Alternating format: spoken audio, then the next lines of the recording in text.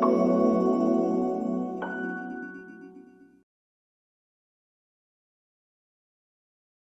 à tous, je suis Émilie, la fondatrice de My Job Glasses et je suis ravie de vous retrouver pour cette nouvelle séquence quotidienne d'échange avec vous, jeunes lycéens de seconde qui n'avaient pas trouvé de stage et qui êtes accompagnés dans les lycées d'Île-de-France. Alors, aujourd'hui, on a la chance d'avoir avec nous le major général de la Marine que je vais inviter à me rejoindre et qui va venir partager mon écran dans quelques instants.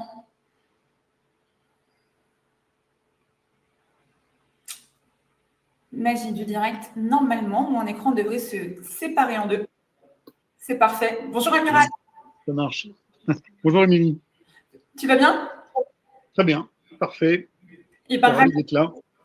Ravi de t'avoir avec nous. Merci de prendre 1 heure de ton temps, 45 minutes exactement, pour échanger avec les lycéens et les lycéennes qui sont avec nous depuis le début de la semaine dernière et à qui on présente chaque jour un parcours inspirant. Et je suis extrêmement fière de t'avoir à nos côtés aujourd'hui.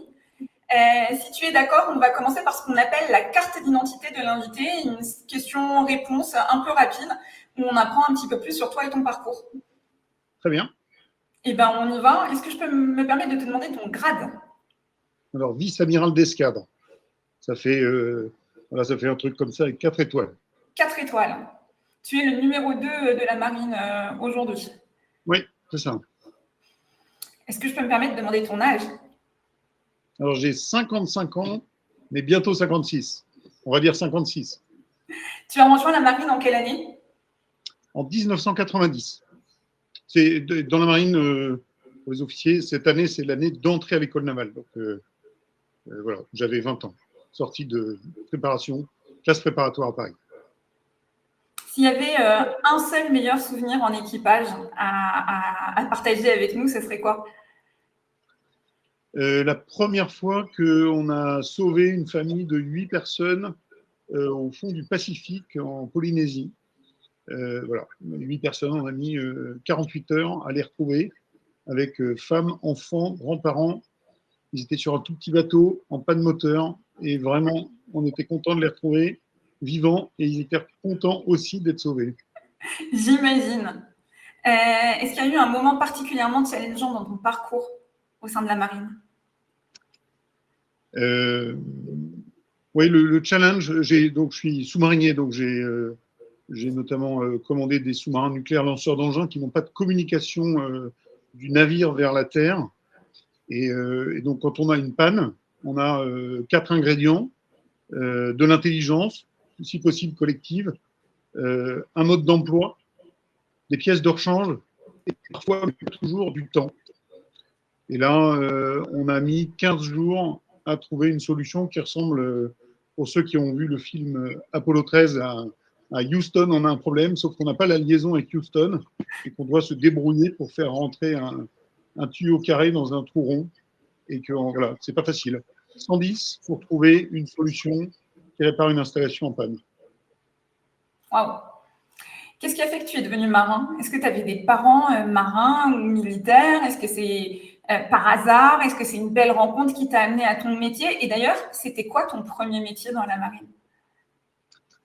Alors, j'ai en seconde, donc l'âge que vous avez chacun là, j'ai rencontré un type qui arrivait à Paris, j'étais à Paris, avec un super blouson marqué Marine nationale, et je dis mais qu'est-ce que c'est ton blouson hein? Donc il m'a fait connaître et expliquer ce qu'était la marine, parce que son père était dans la marine. Et l'année d'après, en première, son père est venu faire une conférence. C'était un commandant de sous-marin qui est venu faire une conférence sur la marine. Et je lui dis mais voilà, j'ai pas de marin, sur 2 générations au-dessus. Mon père était banquier et maman avait été orthophoniste. Donc voilà, pas d'historique dans la marine et une découverte tout au long de ma carrière. Je découvre encore plein de trucs aujourd'hui. Donc c'est ça que je trouve extraordinaire. Et c'est parce que tu as rencontré un sous-marinier que tu as eu l'idée d'être sous-marinier aussi? C'est ça qui t'a inspiré? J'ai eu l'idée de rentrer dans la marine et ensuite, jusqu'en terminale, j'avais réfléchi aux différentes options, enfin, voilà, comme vous faites chacun d'entre vous sur votre orientation.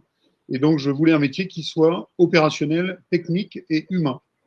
Et donc, j'ai été inscrit en fin de terminale en classe préparatoire scientifique pour rentrer à l'école navale, parce que j'avais déterminé que ce métier correspondait très bien à ça. Et j'étais également inscrit en première année de médecine pour aller à l'hôpital. Voilà. Et puis, fin août, il a fallu choisir, et j'ai choisi classe prépa pour l'école navale. Et ensuite, je suis rentré dans la marine. Il m'a demandé mon premier poste. Le premier poste pour les officiers est toujours en surface. Donc, j'ai passé 2 ans à Tahiti sur un patrouilleur, là où on a fait le sauvetage, là. Un patrouilleur où il y avait 30 personnes. J'étais officier en 3e, et puis la 2e année, officier en second. Hyper intéressant. Merci, Amiral, pour cette carte d'identité. Maintenant, j'ai des questions un peu plus généralistes à te poser. La marine fête cette année, en 2026, c'est 400 ans.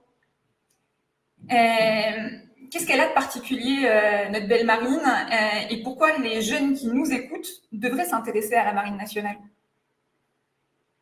Alors, la marine fête les 400 ans d'une marine unifiée entre la marine du Ponant, c'est-à-dire celle de Brest, et la marine du Levant, c'est-à-dire celle de Toulon.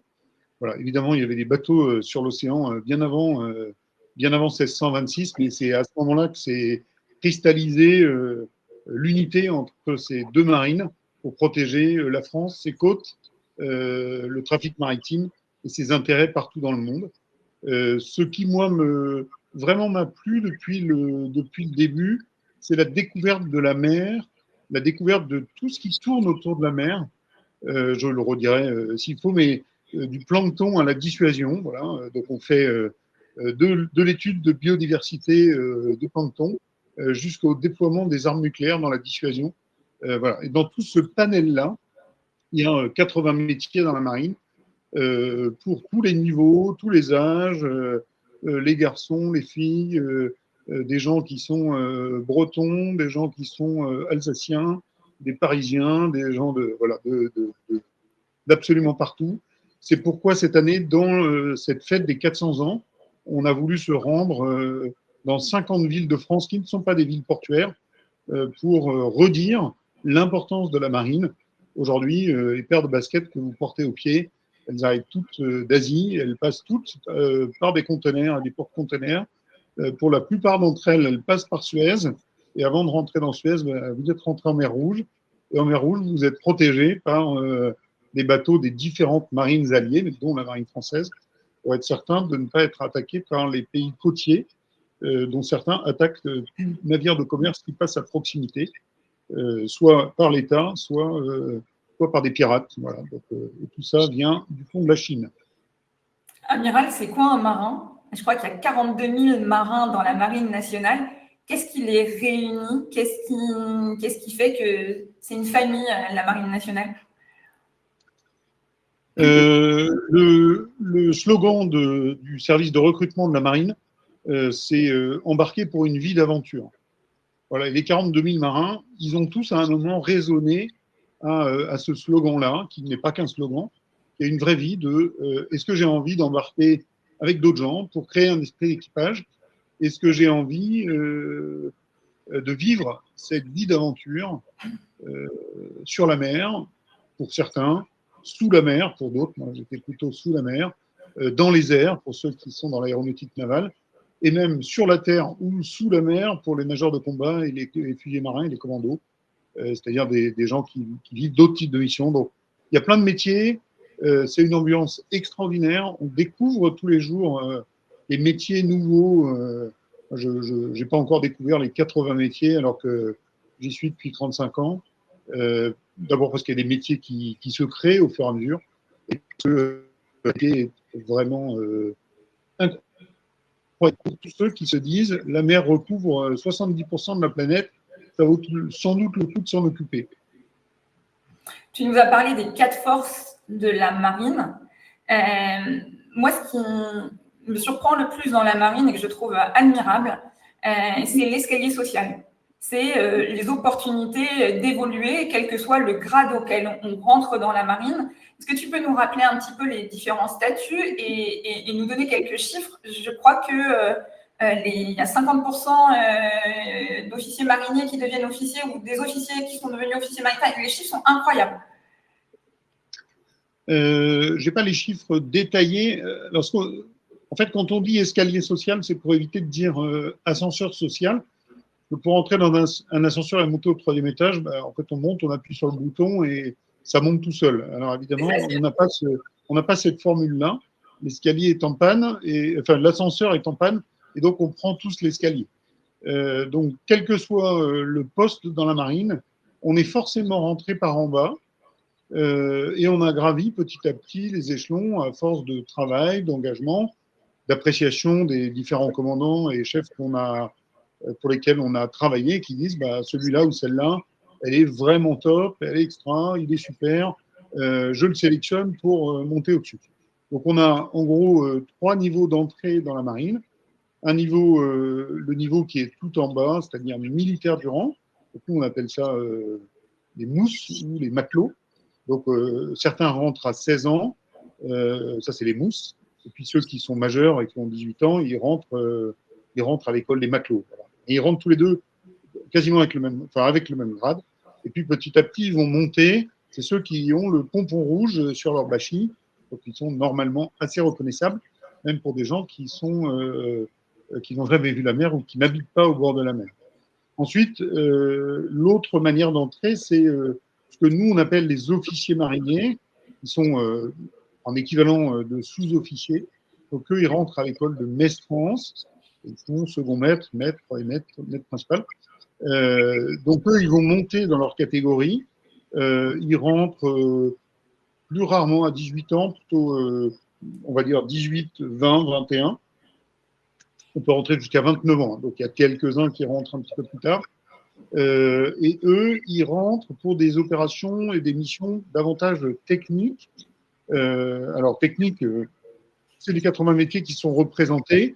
La catégorie des matelots, ils sont plutôt des exécutants. Les autres sont déjà des techniciens, c'est pour ça qu'on les appelle officiers mariniers. Et ceux qui sont spécialistes en électricité, en navigation, en mécanique, en canonnier, voilà, dans les quatre forces, donc sous-marins, bateaux de surface, avions et commandés. Et puis la dernière catégorie, c'est les officiers. Pareil, on rentre tout en bas des officiers, donc on commence par élève officier puis aspirant, et après on monte dans cet escalier. Et donc cette communauté d'escaliers pour tout le monde, quel que soit le niveau où on a commencé, le niveau où on monte. Il y a évidemment, il y a des gens qui passent, il y a beaucoup de gens qui passent de rouge matelot à jaune, c'est-à-dire les officiers mariniers. Et puis il y a des officiers mariniers qui passent officiers. Dans la marine, on n'a pas des matelots qui restent matelots toute leur carrière. Ça existe dans l'armée de terre, on n'a pas ça. Donc nous, forcément, au bout de quelques années, on va basculer, ou alors on sort parce qu'effectivement, on n'a pas du tout le niveau, ou alors on sort parce qu'on veut sortir, ça ne nous arrange pas. Donc on rentre dans la marine, on y rentre pour longtemps parce qu'on y fait un très très beau métier. Voilà. Et évidemment, il y a quand même des gens qui partent tous les ans. Globalement, chaque année, on recrute autour de 4200 personnes. Cette année, c'est plus parce qu'on nous ajoute le service national, donc c'est 600 de plus. Donc voilà, on est à 4800 cette année. Et donc, ça veut dire que de l'autre côté, sortent 4500 personnes environ, qui sortent 5 ans, 10 ans, 15 ans, 20 ans, 25 ans après, avec des compétences acquises et qui retrouvent un métier, qui font autre chose, qui arrivent dans le monde privé avec un savoir-être, avec des compétences techniques, voilà, avec toute une vie d'aventure derrière eux, et c'est ça qui est assez extraordinaire. En effet, tu viens de nous parler d'un nouveau contrat, les 600 personnes en plus que vous allez recruter dans le cadre du service national. C'est quoi le service national? À qui ça s'adresse? Et qu'est-ce qu'on vient faire dans la marine quand on le rejoint pour son service national? Alors, le service national, donc, il est remis, enfin, vous ne savez pas parce que ce n'est pas de votre âge, mais il a été suspendu seulement en 1996. Et donc là, il y a une volonté du président de la République qui a été travaillée pour dire ce serait quand même assez intéressant, pas de rappeler une classe d'âge complète, c'est-à-dire 800 000 jeunes, parce qu'on n'est plus du tout organisé pour avoir 800 000 jeunes sous la responsabilité des forces militaires pour faire du projet social. En revanche, on va proposer ce service national et petit à petit monter et faire en sorte que des gens puissent s'engager pour la défense de leur pays dans une des trois armées, donc l'armée de terre, la marine ou l'armée de l'air. Dans la marine, les gens qui rentrent, ils vont forcément servir dans les bases de la marine, donc à Cherbourg, Brest, Lorient, Toulon et Outre-mer. On ne va pas ouvrir tous les Outre-mer à la fois, mais petit à petit, on va les ouvrir. C'est un truc progressif. Cette année, on en a 600, l'année prochaine 800, et après 1000. Voilà, petit à petit, ça va monter. C'est ouvert à partir de 18 ans, donc c'est pas ouvert aux mineurs.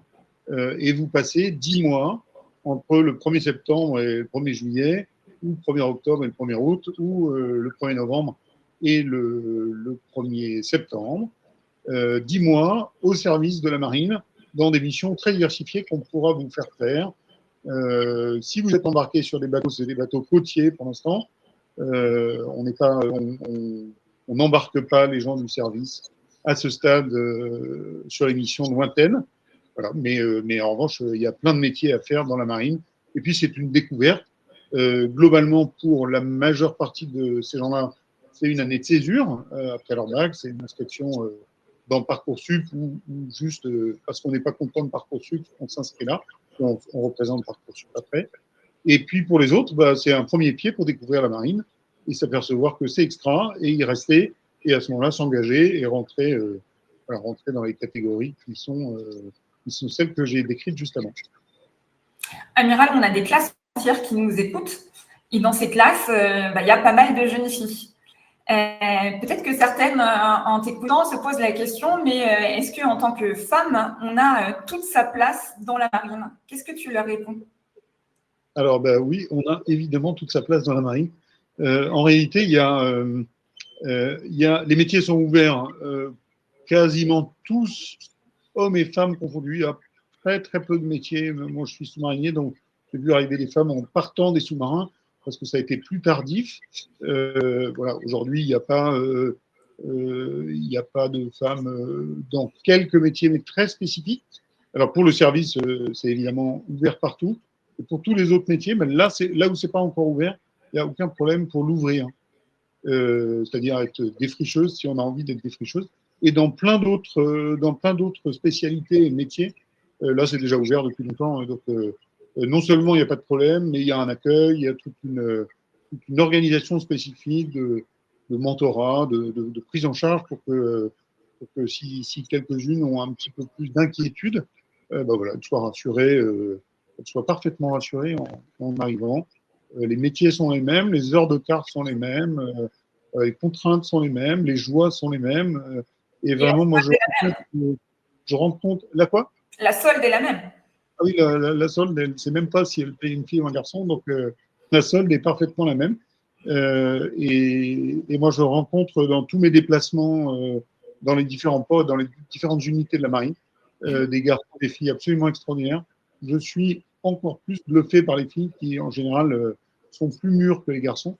Bon, après, tout ça s'équilibre. Et donc, il n'y a pas de souci. Aujourd'hui, dans le recrutement, on est à peu près à 22% de femmes qu'on recrute dans les différents métiers. Mais le taux final est assez déséquilibré. On est plutôt autour de 16% après quelques années, parce qu'il y a des femmes qui quittent la marine un petit peu plus tôt que les garçons qui durent plus longtemps. Voilà, donc il faut lutter contre tout ça, permettre aussi ça, si c'est le choix de telle ou telle personne de s'engager pour un temps et ensuite de pouvoir avoir un autre type de vie. Mais il y a aussi des postes à terre, des spécialités qui sont plus à terre que d'autres. Donc vraiment, c'est pas un sujet, une question, c'est un accueil. Alors, mesdemoiselles, vous avez entendu, si la marine vous tente, foncez, n'hésitez pas. Il n'y a aucun sujet d'être un homme ou une femme quand on rejoint la marine nationale. Amiral, tu nous as dit que la marine a 400 ans. Est-ce que la marine a évolué en 400 ans? Alors, la marine, il y a 400 ans, il n'y avait pas Major Glasses pour faire simple. Donc, on allait en sortie de bar et on récupérait les gens qui étaient plutôt assez en mauvais état, amochés, on les mettait sur les bateaux, on appareillait et ensuite, 6 mois plus tard, on revenait les marins étaient aguerris au bout de 6 mois, mais ils n'avaient pas eu le choix de venir ou ne pas venir. Bon, évidemment, ce temps-là a changé. Non, au-delà de la plaisanterie, la marine, évidemment, change énormément. Elle change parce que le monde change. Tous les matins, on me parle ou je demande comment est-ce qu'on peut implémenter l'intelligence artificielle dans nos modes de fonctionnement, dans nos décisions, dans la manière avec laquelle on dessine les futurs bateaux. Voilà. Hier, on faisait 2 jours complets de séminaires sur les wargames, c'est-à-dire la manière de se préparer et d'intellectualiser de la prise de décision collective face à des objets complexes, voilà, à partir de jeux, et qui ne sont pas seulement des objets pour jouer, qui sont des objets pour percevoir comment est-ce qu'en boucle temporelle très réduite, on prend la meilleure décision à plusieurs, sans qu'on soit encore à se battre une demi-heure après en disant mais je ne suis pas d'accord, moi j'aurais fait autre chose, etc. Donc, la marine évolue tout le temps, ses missions évoluent, les bateaux, les avions, les sous-marins évoluent. Voilà, on a hier réceptionné un nouveau sous-marin. Voilà, vous avez entendu parler, j'espère, du porte-avions France Libre. C'est le prochain porte-avions a été décidé et annoncé par le président de la République. On a le nom du prochain sous-marin lanceur d'engins. Voilà, on a une frégate toute neuve qui est en train d'arriver. Donc, les moyens sont renouvelés, les personnels se renouvellent, évidemment, en moins de 400 ans. Et la manière de travailler se renouvelle pas mal. Moi, j'insiste beaucoup là-dessus. Ça me semble essentiel que les jeunes d'aujourd'hui qui ont un regard, par exemple, sur l'équilibre vie personnelle, vie professionnelle, qui, à mon sens, est un rappel à l'ordre pour la génération dont je fais partie et qui a plutôt délaissé, non pas délaissé sa vie personnelle, mais en tout cas a vécu une forme de déséquilibre.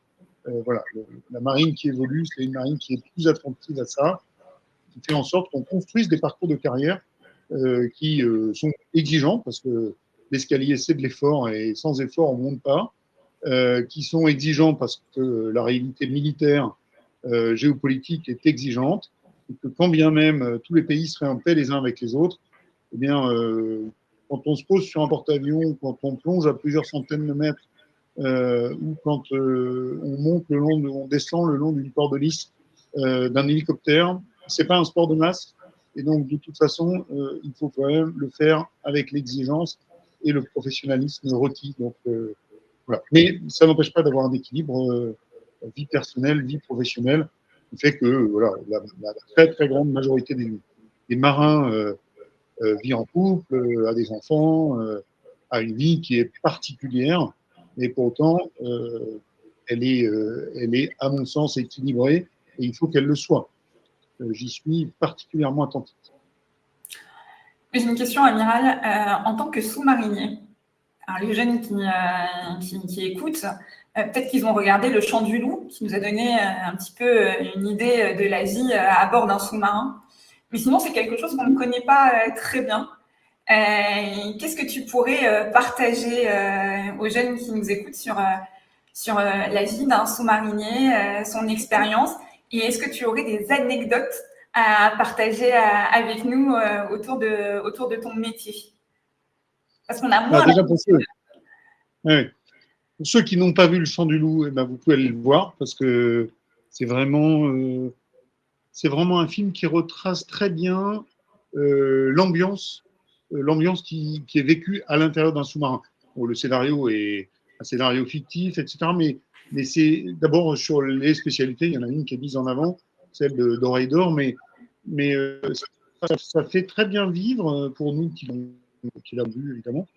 Ça montre très bien ce que c'est que la vie dans un sous-marin aujourd'hui, de manière assez moderne. Évidemment, il y a des films plus anciens de la Seconde Guerre mondiale, mais ils représentent un autre type de vie en taille de bateau, en vie, en mission. En termes d'anecdotes, moi,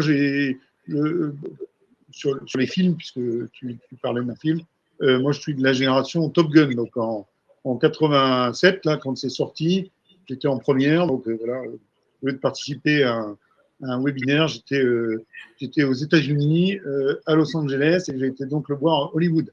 Voilà. Et donc, j'ai vu ce que c'était. C'était juste à côté de la base de Miramar. Donc, voilà, j'ai vu la base et ensuite, j'ai vu le film. Et donc, quand je suis arrivé à l'école navale, on avait le choix dans plein de spécialités. Et dans les 3 années à l'école navale, j'ai fait 72 heures pour un sous-marin, sur un sous-marin. Et en sortant de là, j'ai dit, c'est là que je vais. Il n'y a aucun doute. C'est cette ambiance-là que je veux retrouver. Et qu'ensuite, j'ai retrouvé toute ma vie sur sous-marin. Et que même je vis, voilà, c'est cet esprit d'équipage-là qui m'a plu. Vraiment, c'était top. Alors, une anecdote, c'est qu'en fait, on vit sur sous-marin sans galon. Donc, quand les autorités sont là, dans les 2 premiers jours, il y a encore des galons. Et puis, dès qu'on referme le panneau et qu'on plonge vraiment, voilà, tout le monde retire ses galons. Et le sujet n'est plus de savoir qui est le commandant, etc., qui est le second maître mécanicien. C'est chacun doit connaître l'autre par la compétence qu'il apporte à bord, sa spécialité, et tu reconnais l'autre comme étant celui qui, en permanence, par la qualité de son travail, te permet de remplir ta mission et te sauve la vie parce qu'il réagit bien. Et ça m'avait vraiment plu. Je m'étais dit, voilà un truc sur lequel on est tous habillés pareil. Alors, on a effectivement des galons dans le canton militaire. Donc, ça nous sépare. C'est une hiérarchie qui se voit, mais dans une entreprise, la hiérarchie, elle ne se voit pas, mais elle est très, très réelle aussi. Et là, sur sous-marin, on retire nos galons. Et donc, il n'y a plus que la personne qui compte et sa compétence et son sérieux dans son travail. Voilà, si le rondier ne fait pas bien son travail sur un sous-marin et qu'en fait, il ne fait pas vraiment sa ronde et donc il ne va pas à fond de cale vérifier qu'il n'y a pas de l'eau qui est en train de rentrer, alors on coulera et on coulera tous à la fois et on mourra tous à la fois. Donc, quand je dors à 3 heures du matin, je veux être certain que le rondier qui fait sa ronde toutes les 45 minutes là, fasse correctement sa ronde et je lui fais confiance. Et donc, il me fait confiance pour au moins bien commander le bateau, le pilote bien piloté et le rondier bien rondé. Une petite question sur ton rôle actuel. C'est quoi un major général de la marine? Alors, c'est le numéro 2 d'une grosse structure, 42 000 personnes. En fait, c'est un gros paquebot. Donc, il faut faire en sorte que tout le monde travaille bien ensemble dans la même direction. Donc, le chef d'état-major, c'est-à-dire mon chef, qui est le numéro 1, lui, son objectif, c'est de développer la vision pour la marine, de la vendre aux autorités politiques, de la justifier aux autorités politiques, et ensuite de la formaliser, de faire en sorte que la direction soit prise. Là, je sors d'une réunion, on est 12 autour de lui, et dans les 12, il dit, voilà, on va aller dans cette direction, chacun peut s'exprimer, une fois que c'est décidé, c'est clair. Et après, il faut le mettre en œuvre, vérifier que tout le monde a bien entendu, bien compris, que les gens qui avaient mal compris à l'extérieur de la marine reviennent me poser des questions en disant on n'est pas très à l'aise avec ça parce qu'évidemment, ça percute une de nos politiques ou notre organisation et qu'à ce moment-là, il faille mettre un petit peu d'huile dans les rouages pour que tout se passe bien. Mon idée, c'est qu'en dessous, les gens aient bien compris et que quand les gens ont des initiatives en bas, qui sont des bonnes initiatives, le chef soit au courant des bonnes initiatives pour les utiliser comme exemple et argument, et qu'à l'inverse, quand le chef a décidé un truc, ce soit connu jusqu'au dernier niveau, tout en bas. Voilà. Pour donner un exemple et revenir sur les sujets de femmes dans la marine, comme dans toutes les grosses structures et comme dans toute structure hiérarchique, on a eu toute une mise en place de lutte contre les violences sexistes et sexuelles. Ça veut dire remettre les victimes au centre de la politique, attraper les auteurs et faire en sorte qu'ils soient durement sanctionnés, déclarer la justice et mis dehors. Et puis, c'est faire bouger toute la population. Les témoins silencieux deviennent pour dire ce comportement n'est pas acceptable dans la marine, il déshonore notre uniforme, il déshonore l'image de la marine, il détruit la vie de tel ou tel. Et d'ailleurs, toi, tu n'as rien à faire dans la marine si tu agis comme ça. Voilà, donc il y a une forme de responsabilité partagée. Voilà, ce type de politique-là, en plus de devenir des marins de combat, se préparer à la guerre, etc., sont des politiques qui ont besoin d'être comprises jusqu'au dernier niveau. Et je rappelle que tous les ans, on rajoute 4 500 personnes à peu près dans la marine. C'est 4 500 personnes qui arrivent d'un autre monde et qui ne sont pas forcément habitués à tout ça, et à qui il faut redire et réexpliquer notre manière de faire et la volonté que jusqu'à la fin, embarquer pour une vie d'aventure soit non seulement une promesse, mais une réalité. Merci. Amiral, moi, ce qui m'a frappé chez toi, c'est que tu aimes transmettre. Tu es d'ailleurs, alors que tu es le numéro 2 de la marine, tu prends le temps d'être ambassadeur sur My Job Glasses. Et en même temps, tu m'as aussi confié que tu retournais chaque année dans ton ancien lycée pour partager ton expérience, comme toi-même tu en as bénéficié. Et c'est comme ça que tu as rencontré la marine. Pourquoi est-ce que c'est si important pour toi ? Pour plusieurs raisons. Quand je vois les marins d'aujourd'hui, les jeunes qui rentrent, et quand je me souviens de ceux qui rentraient à mon époque, c'est-à-dire les gens de 1990, en réalité, la qualité des jeunes qui rentrent est absolument extraordinaire. L'engagement est le même, hein, la volonté de servir est la même. La qualité des jeunes d'aujourd'hui est extraordinaire. Donc, il faut aller les chercher. Il faut aller les chercher parce que comme la plupart des gens, ils ne savent pas ce que c'est que la mer, ils ne savent pas très bien ce que c'est que la marine, et on ne peut pas leur en vouloir. Et donc, faire de la publicité ou de la retape, c'est pas juste régler une problématique de recrutement. C'est dire, moi, je ne connaissais rien à la marine, j'y suis rentré, moi, j'ai un parcours, mais d'autres gens sont rentrés en même temps que moi. Je les trouve aujourd'hui, des gens qui ont 35 ans de marine. Voilà, je les rencontre de temps en temps et on s'échange nos numéros d'année d'entrée et on s'aperçoit qu'on a le même âge, pas du tout la même position dans la marine. Et ça, c'est vraiment extraordinaire. Alors, dans mon lycée, c'est pas hyper rentable, j'ai l'impression. Il n'y en a pas tant que ça, mais c'est pas grave, je continue à y aller. Il y a aussi des gens qui en parlent à d'autres gens, voilà, qui font l'effet boule de neige. Ce n'est pas forcément les gens que je rencontre que je touche. Après, sur My Job Glasses, la réponse habituelle à 1 pour 1, bah, au lieu de passer 45 minutes avec 1000 personnes comme aujourd'hui, je passe 45 minutes avec 1. Donc, il faut que je le répète 1000 fois pour avoir touché le même nombre de personnes. Le point le plus intéressant, c'est que les jeunes qui me posent des questions, pour le coup, c'est leur question à laquelle ils ont envie d'une réponse. Et voilà, c'est leur question qui est posée. Là, je réponds à tes questions, qui sont les questions génériques qui sont habituellement posées. Mais voilà, pour moi, ça me semble essentiel de redire à des gens qui ont 16 ans aujourd'hui, qui sont bons, vous avez de la valeur, rien n'est impossible. Ça ne veut pas dire que tout est possible, mais un parcours dans la marine n'est jamais impossible. Il faudra travailler, mais en fait, il faut travailler dans. C'est pas un scoop, il faudra travailler aussi dans les autres domaines si vous allez ailleurs. Et là, c'est vraiment une vie d'aventure qui fait découvrir tout le temps des choses. Si j'ai envie, alors pas moi parce que je suis trop vieille, mais si les jeunes qui nous écoutent ont envie de tester la marine pendant quelques jours, quelques semaines, c'est possible ? Alors, tester, c'est pas exactement comme ça qu'on dirait.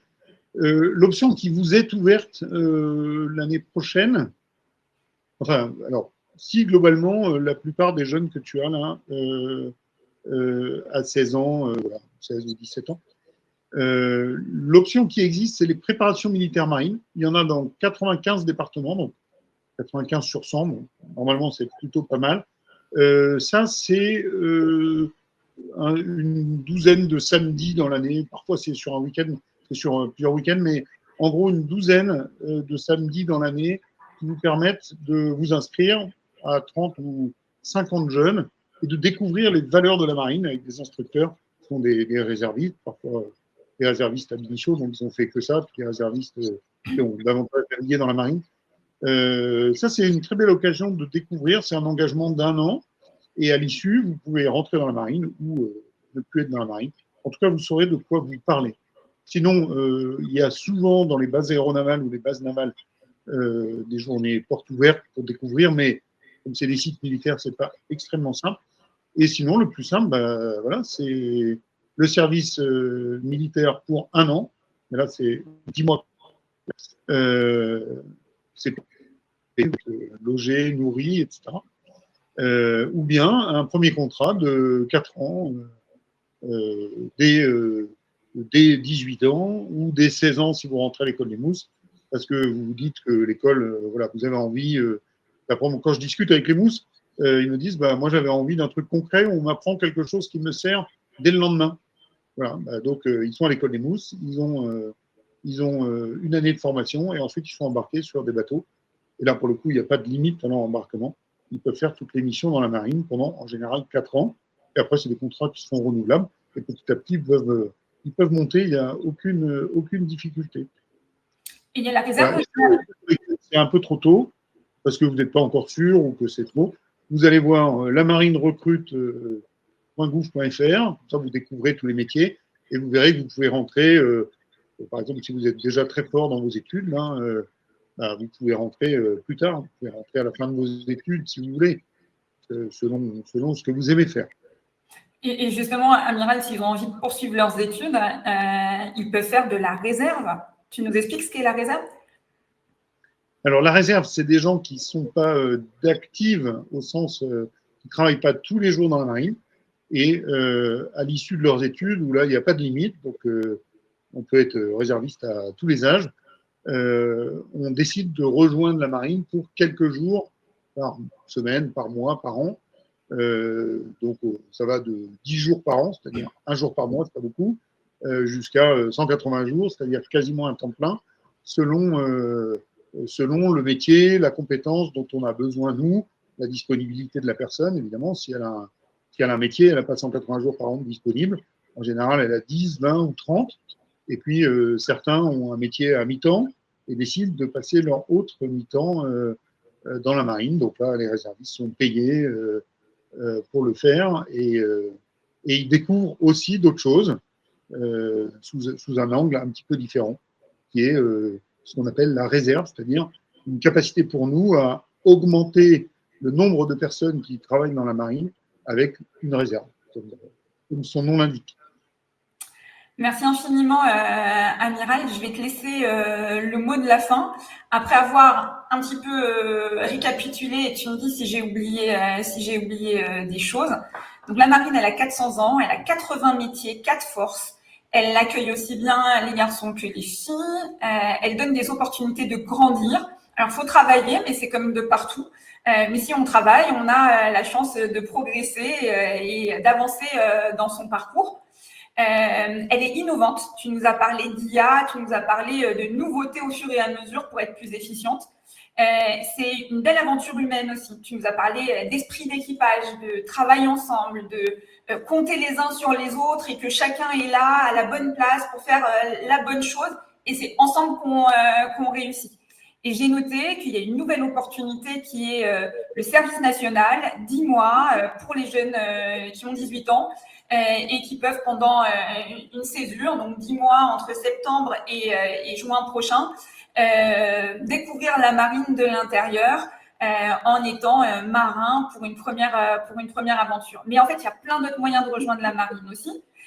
On peut être réserviste, on peut faire une préparation militaire marine si on est un petit peu plus jeune et puis on a quelques samedis disponibles pour commencer à goûter un petit peu ce qui est la marine.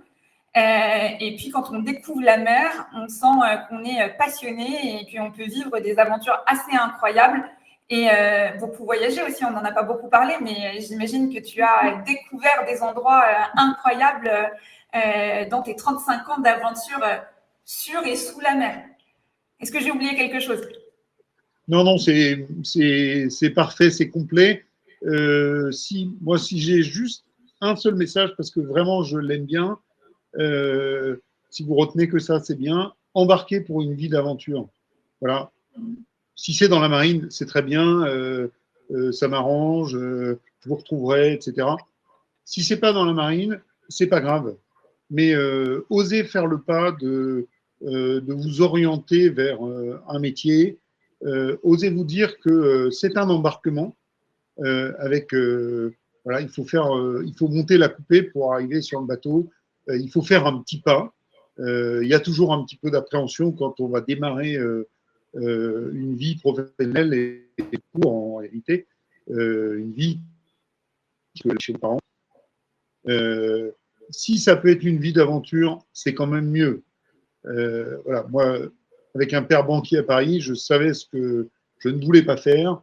Je ne voulais pas de banquier à Paris. Voilà, pourtant, il a eu une vie qui l'a passionné, mais voilà, je voulais faire quelque chose qui soit réellement une vie d'aventure. Et ben, ma première affectation, ça a été 2 années à Tahiti, complètement à l'autre bout du monde, dans lequel j'ai découvert ce que c'était que l'outre-mer que je ne connaissais pas. Et puis, j'ai découvert la marine, j'ai découvert la mer, j'ai découvert des choses qui nous dépassent totalement, qui sont les enjeux de défense, mais aussi les enjeux de protection de l'environnement et de l'océan. C'était vraiment, et ça reste aujourd'hui, je continue à découvrir plein de trucs, ça reste vraiment une vie d'aventure. C'est ce que j'aurais préféré. Le fait de le vivre en équipage est vraiment extra. Hier, c'était la fête des marins, la journée des marins. Et donc, on était reçus à l'hôtel de ville à Paris avec la ministre de la mer et puis tous les types de marins. Donc, c'est une journée, une fête mélangée dans laquelle il y a des sauveteurs en mer qui vont sauver des gens qui sont tombés à l'eau de leur voilier. Il y a des gens qui font de la course au large. Il y a une équipe du Vendée Globe. La ministre de la mer elle-même, Catherine Chabot, est une ancienne coureuse des mers, une skipper et coureuse de la mer. Et puis, il y a aussi des marins-pêcheurs, il y a aussi des gens qui font de la marine de commerce, des porte-conteneurs, des pétroliers, des navires scientifiques, de la recherche, des marins militaires, évidemment. Voilà, donc plein de types de marins. Cette population générale de marins, elle partage ensemble le fait d'aimer la mer et d'avoir vécu des choses, parfois difficiles en mer, parfois extraordinaires, mais toujours des choses en lien avec la mer qui est trop méconnue en France. Je ne connaissais pas quand j'avais votre âge, donc ce n'est pas un problème. Un énorme merci, Amiral, pour ton temps et pour toutes ces anecdotes et ce partage d'expérience. Je pense que les jeunes qui sont avec nous ont pu, grâce à toi, mieux appréhender, mieux découvrir ce qu'était la marine et j'espère qu'on aura créé des belles vocations. À vous les jeunes qui m'écoutez, je vous donne rendez-vous demain à 15h pour le dernier webinar de ces 2 semaines de stage de seconde. On sera avec Capucine, qui est Community Manager. Alors, je sais que les réseaux sociaux, ça vous parle beaucoup. Facebook, TikTok, LinkedIn, Instagram, etc. Vous l'utilisez peut-être sur votre temps perso. Elle, Capucine, c'est son métier. Donc, elle va vous expliquer comment elle utilise ces différents réseaux sociaux et comment ça fonctionne. Donc, j'espère vous retrouver nombreux demain encore. On aura fait 10 belles rencontres pendant ces 2 semaines. Et un énorme merci encore à Amiral et à très bientôt. Je t'en prie. Au revoir, Émilie. Au revoir à tous. Merci.